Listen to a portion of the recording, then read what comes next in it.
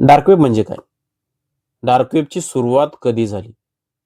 Dark web आपण use करायला पाहिजे की नाही करायला पाहिजे? आणि जर डार्क वेब आपण यूज केलं तर आपल्याला कोणते नुकसान होऊ शकतं, तर या व्हिडिओच्या माध्यमातून आपण जाणून घेणार.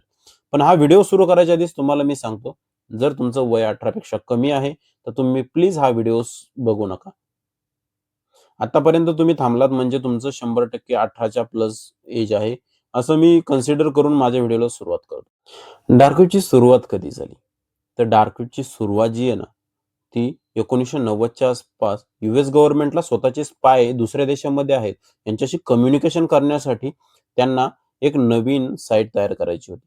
कारण की ओपनली जर त्यांनी कम्युनिकेशन केलं, तर दुसऱ्या देशाला ह्या गोष्टी कळतील आणि दुसरे देश त्यांचे स्पाय ठेवणार नाहीत. याच्यासाठी त्यांना एकदम secretly chatting, secretly message transfer करण्यासाठी ना, काहीतरी बनवायचं होतं. तर या गोष्टी बनवण्यासाठी त्यांनी डार्क वेबची सुरुवात केली. आता डार्क वेब म्हणजे काय? डार्क वेब म्हणजे अशी एक साइट की जिथे आपण काही पण इल्लीगल गोष्टी करू शकतो. इल्लीगल गोष्टीमध्ये ह्युमन ट्रॅफिकिंग झालं. तुम्ही ड्रग्ज स्मगलिंग पण करू शकता. तुम्ही गन्स ऑर्डर करू शकता. म्हणजे तुम्ही काही पण इल्लीगल गोष्टी तुमच्या माइंडमध्ये ज्या येतायत त्या सगळ्या इल्लीगल गोष्टी डार्क वेबवरती करू शकता.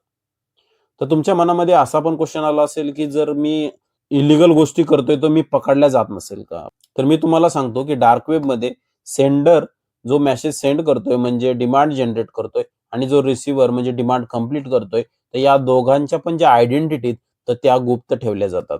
आयडेंटिटी त्यांचे नावं गुप्त ठेवले जातात. त्यांचे लोकेशन पण गुप्त ठेवले जातात. त्यामुळे कोणी सहजासहजी पकडल्या जात नाही.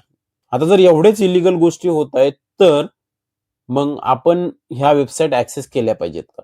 तर मी तुम्हाला सजेस्ट करतो, की या अशा वेबसाईट तुम्ही प्लीज कोणीही यूज करू नका. जर तुम्ही हा वेबसाईट यूज केल्या, तर तुम्हाला काय हानी होऊ शकते, तर हे आपण आता जाणून घेऊयात.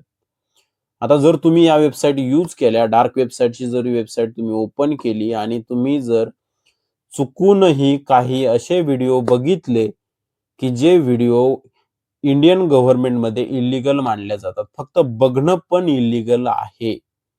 तर प्लीज माझं सजेशन आहे, की तुम्ही डार्क वेबवरती उगाचच काही माहीत नाही आणि जाताय, तर हे सरासर चुकीची गोष्ट आहे.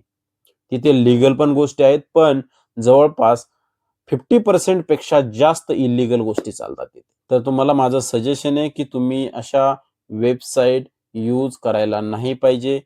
कारण उगाचच तुम्ही लीगल ॲक्शनमध्ये फसायला नाही पाहिजे.